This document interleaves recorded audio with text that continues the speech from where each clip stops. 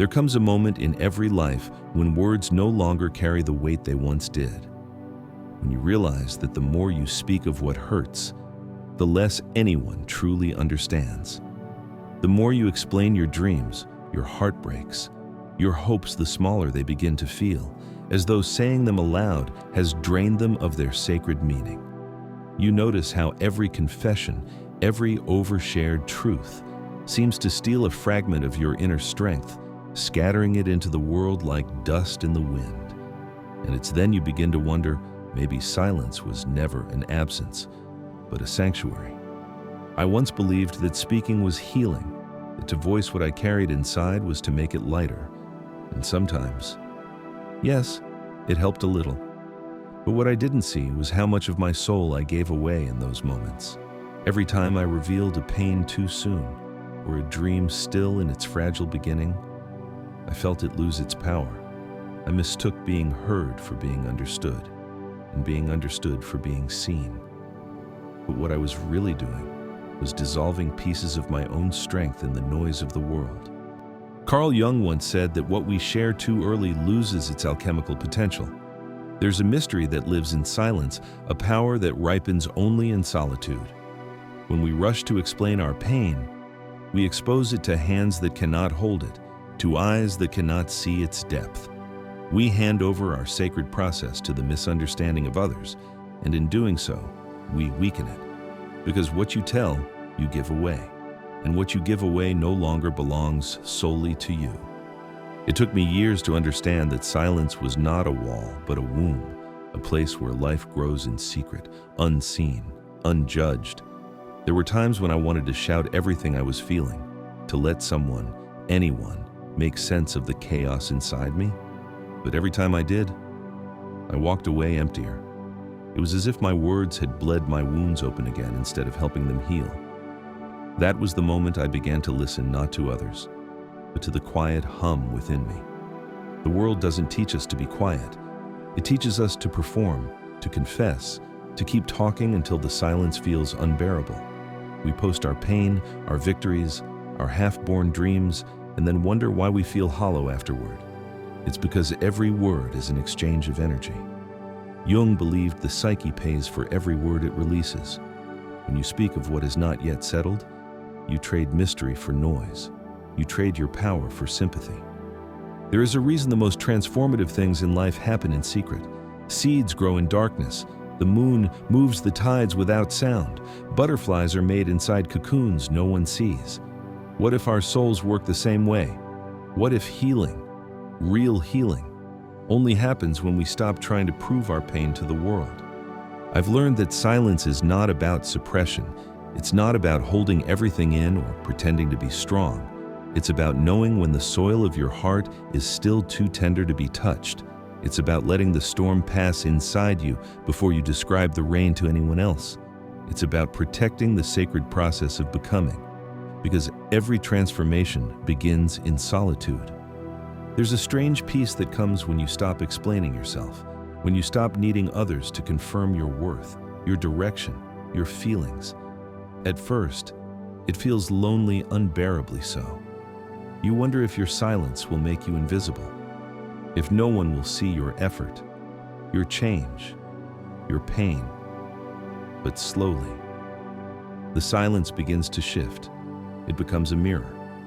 It begins to show you who you really are without the echo of other voices. It's in that silence that you discover your strength was never meant to be recognized. It was meant to be realized. You start to feel the difference between speaking to be heard and speaking to be understood by yourself. You begin to walk differently, slower, sure, like someone carrying something precious. And then something extraordinary happens. You stop seeking validation. You stop waiting for others to acknowledge your transformation. You realize that the world doesn't need to know your every evolution, because the most authentic growth is quiet. The flower doesn't announce it's blooming. The sun doesn't declare it's rising. They simply become what they are meant to be. Jung believed that people give away their strength when they seek recognition for their inner process. I see now what he meant. Every time I explained my pain, I was really asking, Do I exist? And every nod, every sympathetic smile was a temporary answer to that question. But silence taught me something far greater, that existence doesn't need to be confirmed by anyone else. It simply is. When you stop speaking out of fear of being forgotten, you begin to remember yourself. When you stop telling every detail of your story, you start living it again. Silence is where the soul rewrites what words once distorted. And so, I began to practice it not as withdrawal, but as devotion, a daily ritual of choosing myself over noise. Some days it was easy, others, it felt like walking through fire, because silence demands courage. It demands trust in what is unseen. But each day, I felt myself returning stronger, calmer, clearer. In the end, silence didn't make me smaller, it made me whole. There is a kind of strength that grows only in stillness, the kind that cannot be faked, cannot be performed, cannot be posted.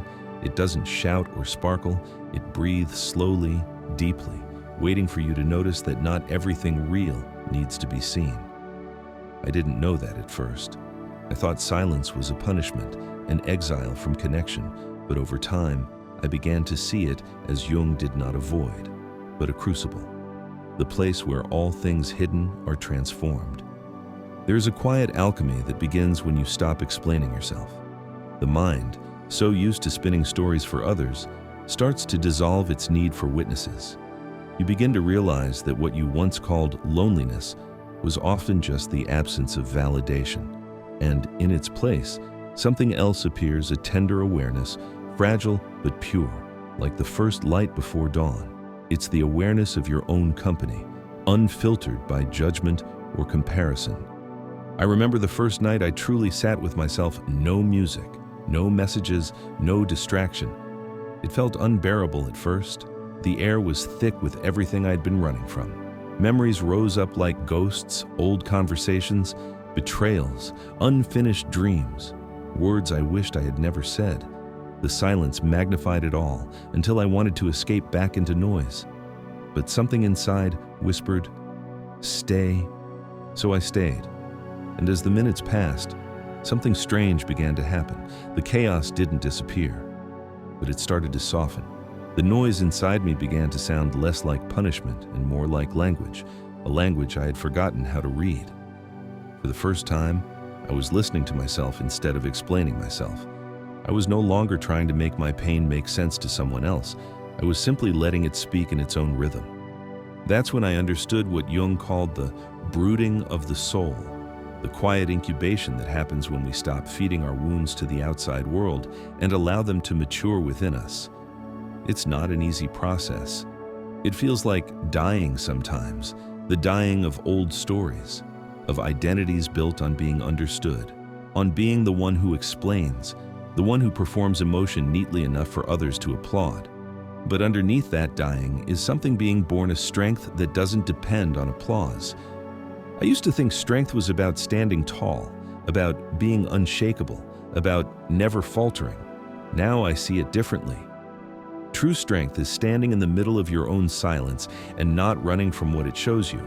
It's looking into the mirror of your solitude and saying, "This too is me, this too." We live in a world addicted to exposure. Every thought must be shared, every feeling broadcasted, every plan made visible before it's even real. But what we forget is that energy follows attention. The more we give away our inner life to the outer world, the less life we have left inside. Every confession becomes a transaction, every vulnerability a performance, and soon, we no longer feel our own depth, only the echo of it in the reactions of others. There's an invisible fatigue that comes from speaking too much. You feel it after conversations where you've opened too widely, too soon, that subtle exhaustion that feels like a spiritual hangover. It's not because you've spoken of something wrong, it's because you've spent sacred energy in a place that could not hold it. Jung warned that words have an energetic cost. We do not see it, but the soul feels it each time we expose what was still forming. That is why silence heals. It gathers back what was scattered. It invites the fragments of yourself you left behind in conversations, in explanations, in misplaced trust, and brings them home. At first, it feels like loneliness. but eventually, it becomes reunion. And something else happens too. You begin to see people differently. You start noticing who listens out of love and who listens out of curiosity. You learn that not everyone who asks cares, and not everyone who stays deserves access to your inner world. Silence teaches discernment. It sharpens your intuition like a blade. You can feel who is safe without words and who drains you just by being near. That's when boundaries stop feeling like barriers and start feeling like protection. You no longer feel the need to open every door inside you. You start to understand that your story is sacred ground, and not everyone should be allowed to walk there. There's nothing cruel in that, only wisdom. Because once you've been betrayed by a careless ear, you learn to treasure the silence that keeps you whole. I began to guard my words the way a gardener guards seeds, knowing some must be buried before they can bloom. There were things I wanted to say, confessions burning to be released, but I kept them, not out of fear, but reverence. Because I realized that speaking them too soon would strip them of their power. Silence became my way of letting them grow unseen, untouched, but alive. And in that quiet tending, I discovered something miraculous. Transformation doesn't need an audience. It doesn't even need language. It happens in the privacy of your being, slowly, invisibly, like gold forming in the dark. There's a peace in that kind of knowing, a peace that no praise can give, no recognition can replace. You begin to trust your own timing. You begin to trust that what is meant to unfold will do so without anyone's permission. And that trust, that deep, wordless faith, becomes your anchor. The world will always try to draw you back into its noise. It will whisper that silence is dangerous, that if you don't speak, you'll be forgotten. It will tell you that your story only matters if it's seen, if it's liked, if it's validated. But there's a deeper voice that lives beneath all of that, a quiet pulse that asks you to stay with yourself, to breathe, to trust that what is unseen can still be real, and what is unspoken can still be powerful. I used to mistake being silent for being small. When I withdrew from conversations, when I stopped explaining myself, I thought I was losing connection. But over time, I discovered something strange. The less I said, the more I saw, without the need to answer or perform. I began to witness things that had always been hidden beneath the surface, the tightness behind someone's smile, the tremor in their laughter, the way people filled silence with words just to escape their own discomfort. It was as if by speaking less, I had tuned into a new frequency of truth. Jung believed that every human carries both the voice and the shadow, what we show and what we hide. And only when these two learn to listen to one another does the soul find peace. For most of my life, I tried to silence the shadow by drowning it in noise, endless talking, constant sharing, the desperate search for reassurance.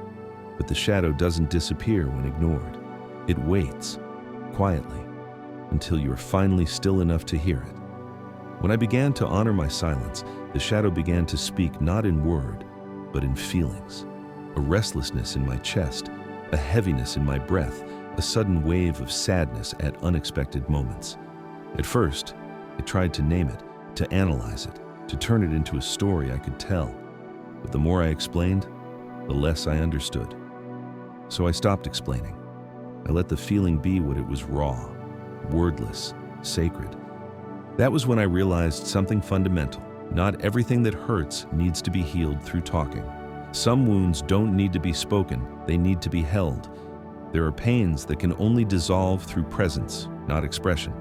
When I stopped narrating my pain and simply sat with it, I noticed it begin to soften on its own. It was as if silence wrapped it in gentleness, letting it rest after years of being exposed to the cold air of explanation. I started writing letters I never sent, pages of thoughts and emotions that existed only for me, my private dialogue with my own soul. Some nights, I'd write entire stories just to burn them afterward, watching the paper curl into smoke, the words dissolving into something wordless again. It was ritual, not destruction, a way of giving back what I no longer needed to carry. That's when I began to understand why Jung compared transformation to alchemy. The alchemist doesn't announce his experiments. He works in solitude, surrounded by mystery, trusting the unseen reactions in the vessel, Transformation is not loud, it is not theatrical, it is a slow, hidden process fueled by patience and faith. The same is true for the soul. Real change happens in quiet rooms, in unshared moments, in the secret spaces of the heart. When we stop telling everyone what we're trying to become, we finally give becoming the space it needs to unfold. Every time you speak of a dream before it's ready, you let it evaporate a little. But when you keep it close, when you guard it like a small flame, it grows brighter in the dark. There is sacredness in what is kept. In a world obsessed with revelation, choosing to withhold becomes an act of rebellion and of respect. You begin to feel that not every truth deserves to be public. Not every joy needs an audience. Not every plan requires approval. Some things belong only to the quiet between you and the universe, and those are often the things that define you the most. I think that's what Jung meant when he spoke of the soul's need for boundaries. Without them, we scatter. Without them, we become diluted versions of ourselves, echoing the voices of those who never really listened. Silence is the boundary that allows you to remain whole. It's the invisible circle that tells the world this part of me is mine. When I learned to draw that circle, something extraordinary happened. The noise around me began to fade. I no longer needed to respond to every misunderstanding, to defend every decision, to explain every emotion. I could finally let others think what they wanted, because I knew what was true for me, and that was enough. The funny thing about silence is that it doesn't just protect you, it reveals you. When you stop speaking, you notice what remains, what you still believe in when no one is watching, what you still feel when there's no one to affirm it.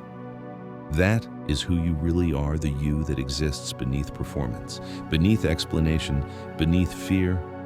And it is only in silence that you can meet that version of yourself fully.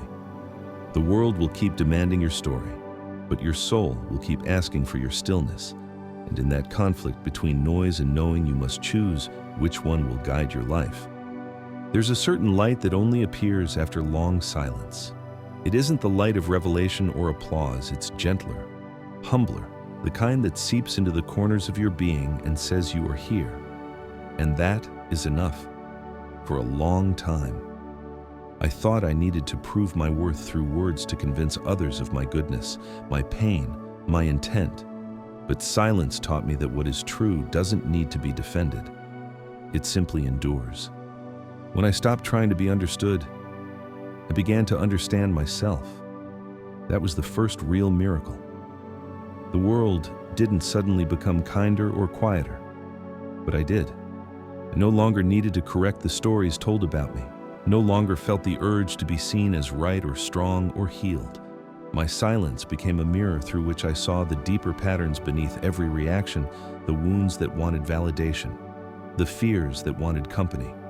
Once I could see them, I no longer needed to feed them with words. Jung said that man's shadow thrives on his insecurity. I see now that one of the most common forms of insecurity is the need to talk, to justify, to explain, to narrate every feeling so it feels real. But real things do not vanish when unspoken. They grow, they mature, they integrate. Silence is not the enemy of truth. It is the womb of it. I began to see how much of our pain comes from the hunger to be known by others before we have known ourselves. We rush to tell our stories because we fear being invisible. We share our wounds hoping someone else will stitch them shut.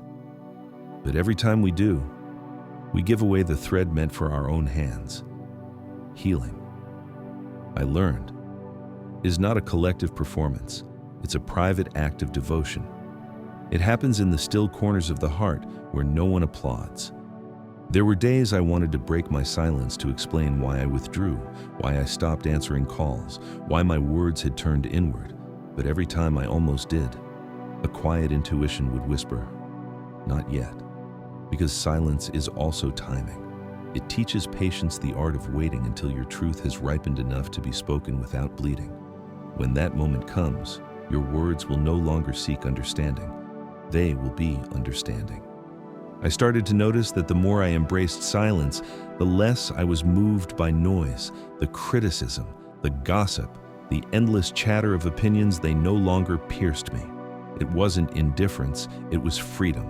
Because silence gives you something no approval ever can: clarity.